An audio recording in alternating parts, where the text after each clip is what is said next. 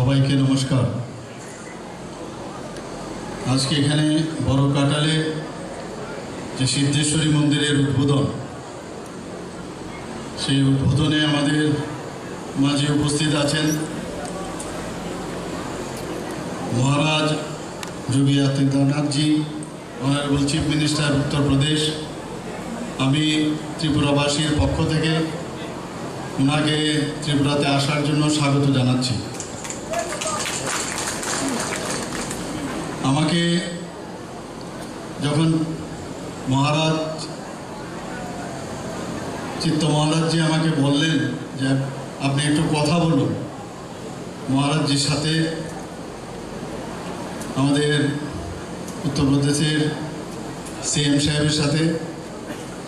আমি দুবার ওনার সাথে কথা বলি, দুবার তারিখ পরিবর্তন হয়েছিল। শেষ পর্যন্ত উনি বললেন যে আমি 17-18 তারিখের যে কোনো একটা দিন আমি আসব, আপনি যদি অ্যাভেলেবল থাকেন তাহলে আমরা ওই টাইমে আমরা ফিক্স করে নেব। পরবর্তী সময় আবার চিত্ত মহারাজজি আমাকে বললেন যে এটা কমিউনিকেশনের গ্যাপ হচ্ছে, আপনি আবার কথা বলুন। আমি আবার ওনার সাথে কথা বললাম, বলার পরে শেষ পর্যন্ত 16 তারিখ উনি ঠিক করলেন। আর যেরকম কথা সেরকম কাজ। আজকে সকালবেলায় আজকে ত্রিপুরাতে উনি এসছেন, এর জন্য ওনাকে অসংখ্য ধন্যবাদ আমি জানাচ্ছি। আমাদের মাঝে উপস্থিত আছেন ত্রিপুরার ভূভাগ্রা অফ ত্রিপুরা, তাকে বলে। এত সুন্দরভাবে উনি বক্তব্য সবসময় রাখেন, এত সুন্দর বক্তব্য রাখেন মহারাজ প্রদ্যোৎ কিশোর মাণিক্য বাহাদুর আমাদের মাঝে উপস্থিত আছেন। আমি বসে বসে শুনছিলাম, এত সুন্দরভাবে উনি আমাদের বিশ্ব হিন্দু পরিষদের কেন্দ্রীয় সহমন্ত্রী, এত ভালোভাবে এত সুন্দরভাবে উনি বক্তব্য রাখলেন। সত্যি আমি অভিভূত। ডক্টর শচীন্দ্রনাথ সিংহ মহোদয় আমাদের মাঝে উপস্থিত আছেন। আপনারা সবাই জানেন রাজ্যসভার কিছুদিন আগে মেম্বার অফ পার্লামেন্ট হয়েছেন শ্রী রাজীব ভট্টাচার্য মহোদয়। তাছাড়া আমাদের মাঝে উপস্থিত আছেন মহাত্মা মহারাজ গামিনী জমাতিয়া মহোদয়। আর যার কারণে আজকে আমাদের সবার এখানে আসা, এত সুন্দর একটা ভব্য মন্দির এখানে তৈরি করেছেন ওনার প্রচেষ্টায় পদ্মশ্রী চিত্তরঞ্জন মহারাজ। আমাদের মাঝে এখানে উপস্থিত আছেন আমাদের ক্যাবিনেট সমস্ত মিনিস্টারগণ, এমএলএরাও এখানে উপস্থিত আছেন, আমাদের এমডিসিরাও এখানে উপস্থিত আছেন, চেয়ারম্যান পিএসইউর এবং বিভিন্ন মন্দির আশ্রমের যারা এখানে উপস্থিত আছেন, সাধুসন্তগণ এবং সমাজপতিগণ যারা এখানে জনজাতি সমাজপতিগণ এখানে উপস্থিত আছেন। ভূভাগ্রাজি খুব আপনাদের সম্মান করেন, আমরাও আপনাদেরকে সম্মান করি। তাছাড়া বিভিন্ন লাইন ডিপার্টমেন্টের আমাকে যখন বলা হয়েছে এরকম একটা এখানে আশ্রম প্রতিষ্ঠিত হবে, তো চিত্ত মহারাজজি যখন বলল, আমি সাথে সাথে ইঞ্জিনিয়ারকে বললাম রাস্তা করবার জন্য এবং যা যা দরকার এখানে সেটা যেন করা হয়। টেন্ডারের জন্য আপনি চিন্তা করবেন, আপনি করুন, দেখা যাবে। এবং তার যেমন কথা তেমনি ওনারা কিন্তু সবাই কাজে লেগে গেল এবং তারাও এখানে উপস্থিত আছেন এবং এই এলাকার গুণীজনেরা এবং বিশিষ্ট ব্যক্তিবর্গ, সাংবাদিক বন্ধুরা, সবাইকে আমি হার্দিক অভিনন্দন ও শুভেচ্ছা জানাই। বেশি কথা বলবো না, কারণ যার কথা শোনার জন্য আপনারা এখানে বসে আছেন আমাদের উত্তরপ্রদেশের মাননীয় মুখ্যমন্ত্রীজি। আমি 2-4টি কথা বলি, আমার বক্তব্য শেষ করব। অনেক কথা হয়েছে, আপনারা শুনেছেন। আমি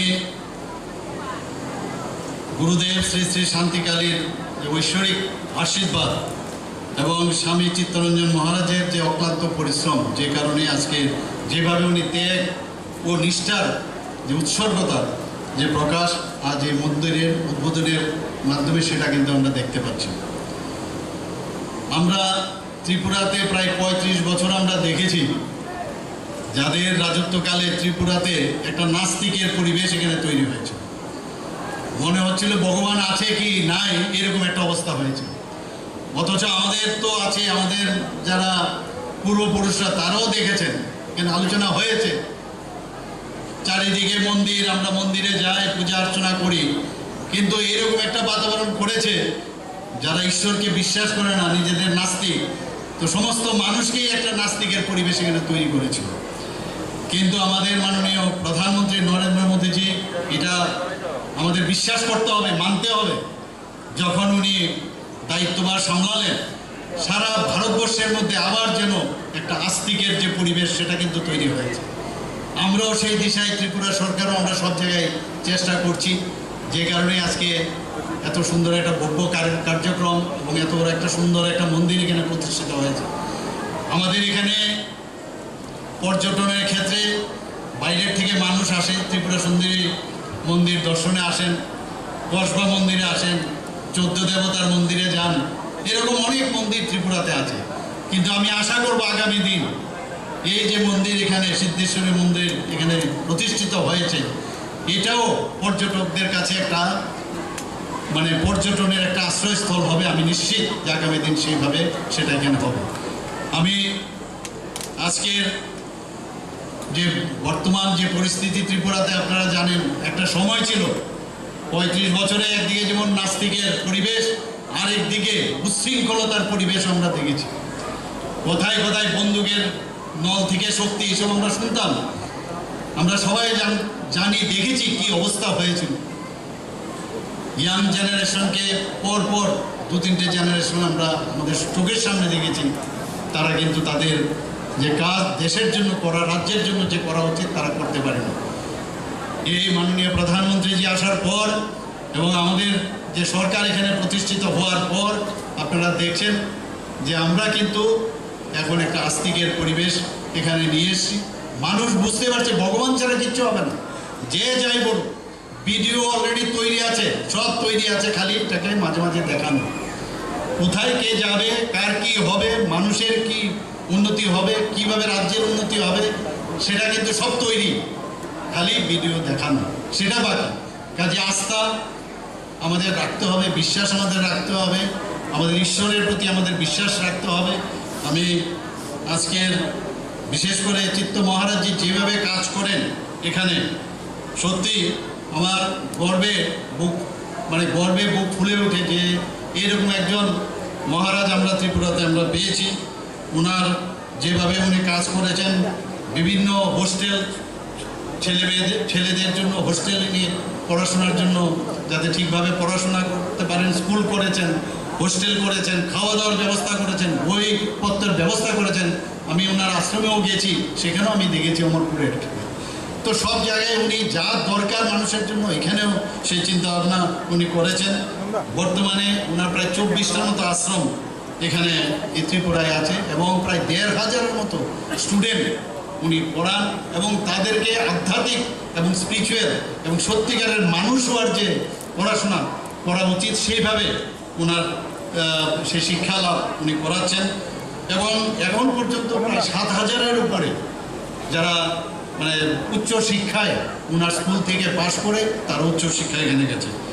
এখানে আমি আর বেশি কিছু বলছি না, এতটুকু বলবো, আমরা সবাই জানি শ্রী শ্রী গুরুদেব শান্তিকালী মহারাজ 1974 সালে মাত্র 14 বছর বয়সে 6 বার্ষ দিয়ে এই আশ্রমটি প্রতিষ্ঠা করেন এবং শ্রী শ্রী শান্তিকালী মহারাজ নিজ হাতে মূর্তি তৈরি করে কালী মায়ের পূজা করতেন। মূর্তিটি আমরা একটু আগেও আমরা দেখে এসেছি এবং অত্যন্ত মানে মানুষের জন্য চিন্তা ভাবনা, সেই চিন্তাধারায় উনি ওনার কাজ করতেন।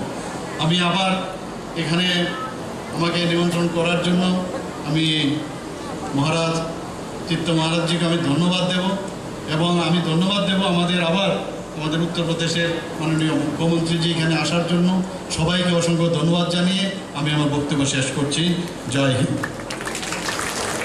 আমরা অত্যন্ত কৃতজ্ঞ মাননীয় মুখ্যমন্ত্রী প্রফেসর